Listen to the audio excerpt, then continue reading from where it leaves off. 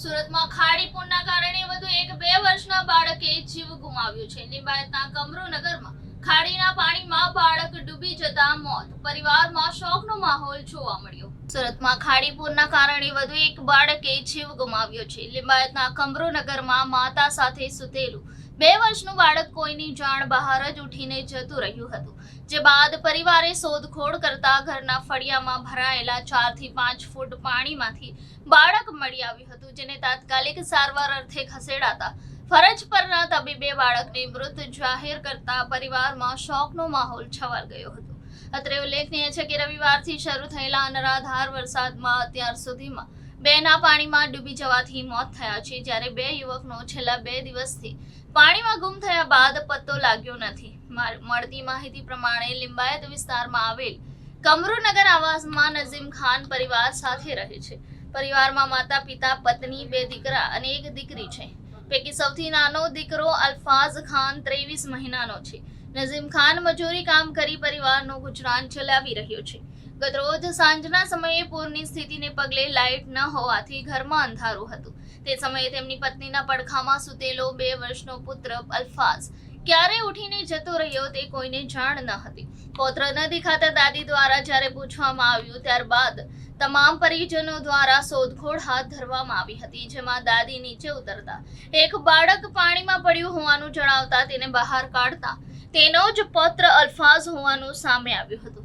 દાદીની બૂમાબૂમથી આસપાસથી લોકો દોડી આવ્યા હતા અને સામે જ આવેલ એક દવાખાનામાં અલ્ફાઝને લઈ જવામાં આવ્યો હતો, જોકે તબીબે તેનું મોત થયું હોવાનું જણાવ્યું હતું।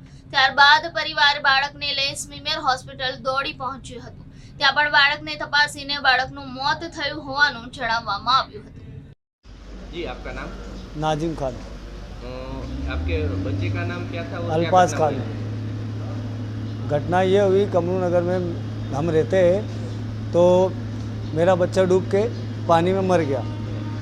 ना हमारे को एसएमसी की कोई सुविधा है, ना पुलिस वालों की कोई सुविधा है। एक्चुअली चलो आज मेरा बच्चा गया, किसी और को भी थोड़ी सुविधा तो चाहिए एसएमसी की तरफ से। अगर वो सुविधा होती तो आज मेरे बच्चे का ये नहीं होता। कितने दिन से वहाँ पे पानी भरा हुआ है? संडे से पानी भरा 4 दिन हो चुका है। और कैसी परिस्थिति है ये 4 दिन में? 4 दिन में बहुत परिस्थिति खराब है। कोई आता है ना खाने को ना पीने को, और आता भी है तो पता नहीं हो कौन पीछे से लेके चल जाता है, ये पता नहीं हमें। कल जब ये घटना बनी तो कब बनी थी और क्या हुआ था, आपको कैसे पता चला? हमको हमारे पापा का फ़ोन आया था और ये करीबन शाम को 6 बजे के बाद की घटना है, बरोबर।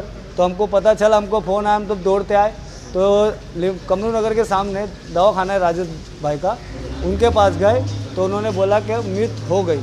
फिर हमने यहाँ पर लाए, तो यहाँ पर हमने बोले कि एक बार और हमने इनको रिक्वेस्ट किया कि एक बार प्लीज़, मैं उनका बाप हूँ, उसके सामने मेरे सामने आप चेक कर लीजिए। तो बोले हमने मृत घोषित कर लिया, बोले आप लेके जाइए।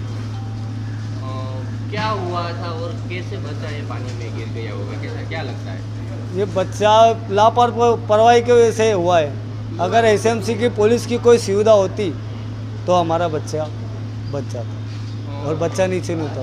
ये कल किसके साथ था और कैसे हुआ होगा ये? एक्चुअली जहाँ हम रहते हैं वहाँ 7 ही घर है, 7 घर है वहाँ पर, और लाइट भी जा चुकी है, लाइट चालू है, मतलब लाइट पूरी बंद हो चुकी है।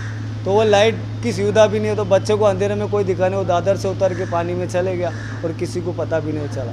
और जब वो मिला तो हमारी मम्मी को ही मिला, वो किसी और का बच्चा समझ के उठाए तो हमको हमारा बच्चा ही निकला हो। अभी आपकी क्या मांग है? हमारी ये मांग है कि जो जो पानी में फंसी है उनको सुविधा दो, उनके बच्चे सुरक्षित रहना चाहिए। हमारे बच्चे तो चल गए, पर उनके बच्चों को सुरक्षित चाहिए, एसएमसी से पुलिस वालों से सुरक्षा चाहिए। बस ये मेरी मांग है।